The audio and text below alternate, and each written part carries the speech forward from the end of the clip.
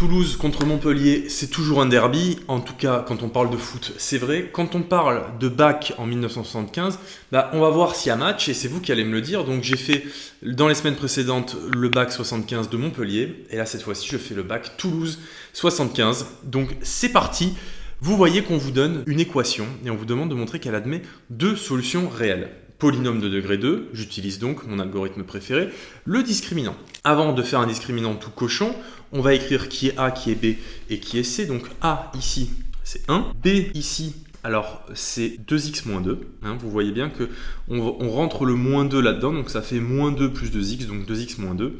Et C, c'est moins 2x. Ok, donc delta égale B carré, donc c'est-à-dire ça au carré.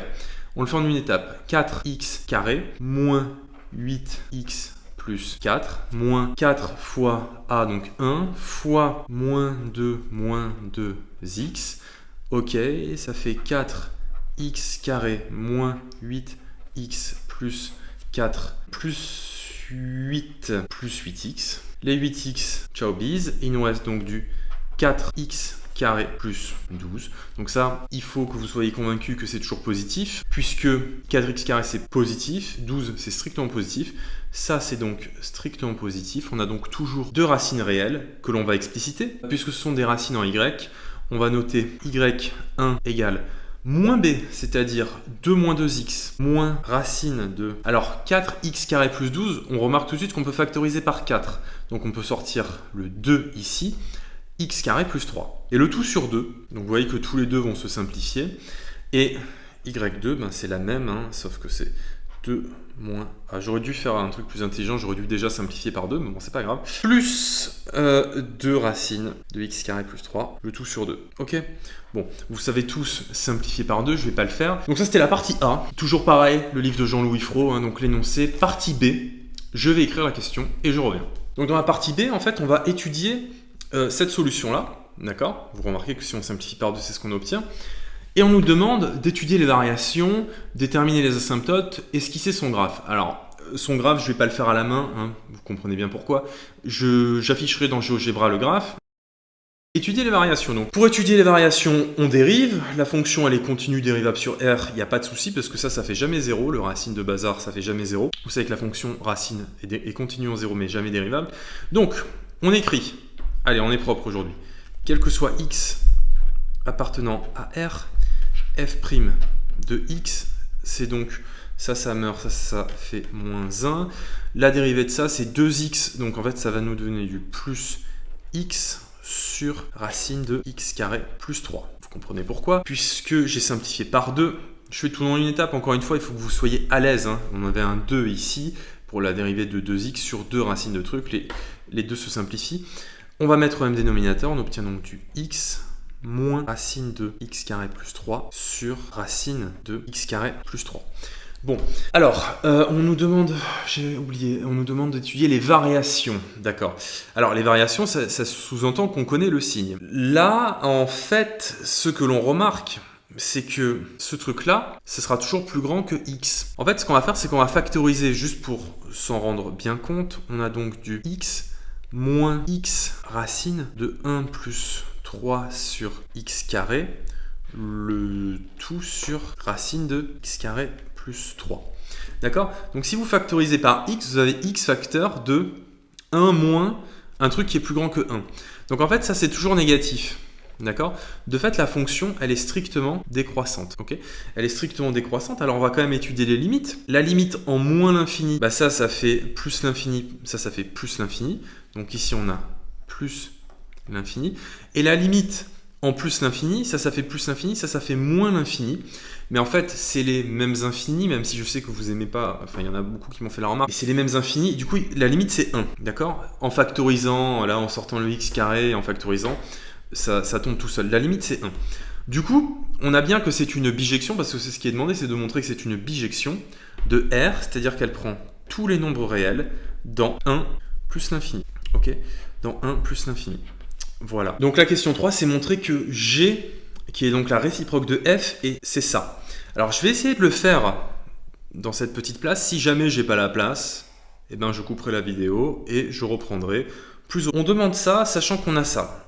Ce qu'il faut bien que vous compreniez, ça veut dire qu'on a que y est égal à ce truc-là, d'accord? De fait, on a y plus x moins 1 qui est égal à racine carrée de x carré plus 3. Du coup, je vais tout mettre au carré, et donc j'ai x carré plus 3. Alors ça, c'est un peu pénible à développer, donc je vais faire le calcul au brouillon, et je noterai la solution, parce que sinon ça va prendre trop de place. Voilà, alors du coup, j'ai écrit le résultat, et je me rends compte que j'ai oublié le carré ici. De fait, on a ça. Là, les x carrés, qui sont ici, peuvent se simplifier. Là, on a du y moins 2y plus 1, ce qui fait du y moins 1 au carré. Donc on a le 3 ici. Donc ça, en fait, on va l'envoyer de l'autre côté. Ok, de fait, je vais barrer les choses dont j'ai plus besoin. Le y carré, j'en ai plus besoin. Le 2y, j'en ai plus besoin. Le plus 1, j'en ai plus besoin. Il me reste ça. Et donc là, je vais factoriser par x. Donc plus x facteur de 2y moins 2. Est-ce que ça ressemble à ce qu'on veut? Oui, parfait. Égale 3. D'accord. Et de fait, on a bien, en faisant tout en une étape. Donc je reprends ici. C'est exactement ce qu'on cherchait. Donc que x est égal à 3 moins y moins 1 au carré sur 2 fois y moins 1. Voilà, donc pas hardcore, pas trivial, c'est toujours un petit peu comme ça dépend des gens, ça dépend de l'habitude que vous en avez, mais voilà, donc une question qui est vite répondue, comme dirait l'autre. Je fais remarquer que même si en fait c'est pas au programme aujourd'hui, c'est pas des questions qu'on vous poserait dans les exercices d'analyse. J'en ai vu des questions type bac où il fallait être capable de retourner comme ça les choses dans un exercice sur les suites. Vous savez, ces exercices sur les suites géométriques, on fait intervenir une nouvelle suite et c'était un petit peu plus dodu, un petit peu plus costaud. Il fallait être capable de renverser l'écriture et c'est pour ça que c'est bien d'être habitué à faire ce genre de choses. Ensuite, partie C, on va intégrer comme des fous. C'est parti. Donc j'ai écrit la question pour gagner du temps. Ça donne, donc on vous demande de calculer l'intégrale de g de x, donc de la fonction de tout à l'heure, donc j'ai tout réécrit comme ça, et j'ai cassé le calcul, et j'étais en train de réécrire, donc c'est 3 demi de ln de x moins 1 pour cette partie-là, compris entre 1 plus racine de 3 et 2. Donc ça, je vous laisse vérifier, mais ça fait ln de racine de 3. Alors, ce qu'on va faire, c'est qu'on va dire que racine de 3, c'est 3 puissance 1,5, donc on va faire sortir, on va avoir du 3 quarts de ln de 3. Mais là, pour l'instant, c'est pas ce qu'on va faire. Donc, moins 1,5 de x carré, du coup, sur 2, pour avoir du x, moins x, compris entre 2 et 1 plus racine de 3. Bon, alors, ça, on a déjà le résultat, donc ça fait 3 demi. Alors, on va dire 3 quarts de ln de 3, c'est plus joli.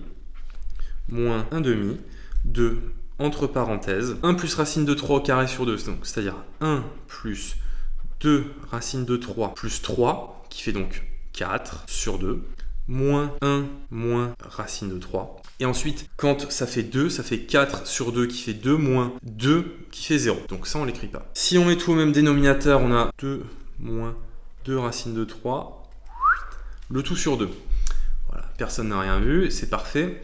Évidemment, je le dis, je le répète, sur une copie, vous écrivez toutes les étapes de calcul, j'ai besoin de place, donc je fais la feignasse. 1,5, 2, donc 4 moins 2, ça fait 2, racine de 2 moins 2 racine de 2, ça s'en va. Le tout sur 2, bah ouais, c'est parfait ça. Et donc ça fait 3 quarts de ln de 3, moins 1,5, c'est ça, moins 1,5. Ok. Donc bon, ça c'est l'intégrale de g de x. Et on vous dit en déduire l'intégrale de f de x. D'accord. Je note la question, j'arrive. Donc la dernière question, c'est en déduire l'intégrale entre 0 et 1 de f de x dx. Alors j'ai noté tout un tas de trucs, de résultats qui vont nous aider. Une propriété, c'est que si f de a égale c et que f de b égale d, alors l'intégrale entre c et d de la réciproque plus l'intégrale entre a et b de la fonction, c'est égal à b fois d moins a fois c. J'ai noté qui était f, qui était g ici, et vous voyez bien que f de 0, ça fait 1 plus racine de 3, donc la borne qui était ici, et que f de 1, c'est la borne qui est ici. Et donc on a bien que f de 0 égale c, et donc on va pouvoir utiliser ce résultat. Alors je vais l'écrire ici. On a donc, vous avez juste à recoller les bouts par rapport au résultat qui est ici. On a donc que, si on reprend les choses, ça c'est notre A, ça c'est notre C, ça c'est notre B, et ça c'est notre D. Et donc nous, entre C et D, donc c'est notre première intégrale, donc c'était l'intégrale de G. On a donc, si on reprend le truc dans le bon ordre, on a l'intégrale entre C et D, c'est-à-dire entre 1 plus racine de 3 et 2 de g de x dx, plus l'intégrale entre 0 et 1 de f de x dx, qui est égale à b fois d, donc 1 fois 2, moins 0 fois 1 plus racine de 3, donc ça fait 2. Ça, on l'a déjà calculé tout à l'heure. D'accord? On l'a calculé tout à l'heure, c'était ici. Vous avez juste à l'envoyer de l'autre côté pour isoler f de x. D'accord? Donc ça, c'est un résultat qui est très important et ça va nous permettre de déduire la question 4, qui est de démontrer une nouvelle formule.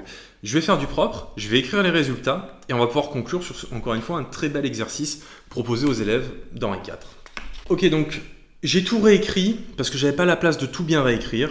On avait donc montré dans la question précédente que l'intégrale de f de x, c'était 2 moins l'intégrale entre 1 plus racine de 3 et 2 de g de x dx. Et donc vous voyez on doit remettre dans l'ordre. Là on met un plus et on remet les bornes dans le bon ordre. Je vous ai rappelé la valeur de g de x, c'était 3/4 de ln de 3 moins 1/2. Et j'ai directement cassé l'intégrale en deux, puisque c'est linéaire et qu'on a le droit, parce qu'on vous demande de démontrer ça. D'accord? Donc, ce qu'on a, en réalité, c'est que l'intégrale entre 0 et 1 de racine carrée de x carré plus 3 dx, c'est 2 plus 3/4 de ln de 3 moins 1/2, moins ça, en fait, moins l'intégrale entre 0 et 1 de 1 moins x dx. Alors nous on veut du 1, donc ce qui serait bien c'est que ça fasse 1/2. Donc on va calculer l'intégrale entre 0 et 1 moins x dx. C'est donc entre crochets x moins x carré sur 2 entre 0 et 1.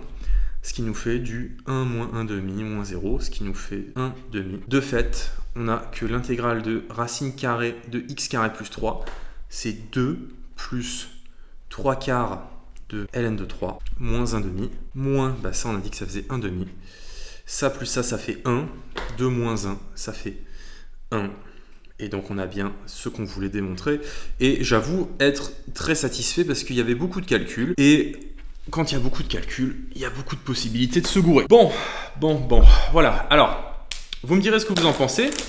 Toulouse 75 vs Montpellier 75. Que dire de plus? Un très bel exercice, une très belle propriété. Je vous la remets à l'écran quand même. Ça, c'est fort bien. Il y a plein de trucs en fait sur les intégrales, plein de résultats. Les propriétés du roi, souvent, qu'on peut utiliser. Voilà, donc ça, je vous mettrai la fiche Wikipédia de l'intégration pour les fonctions réciproques. Il y a plein de choses à en tirer. Soyez curieux, lisez. Il y a des biographies, il y a toutes sortes de choses à apprendre. Instruisez-vous correctement. Et puis si vous avez des suggestions, des commentaires, vous me les faites.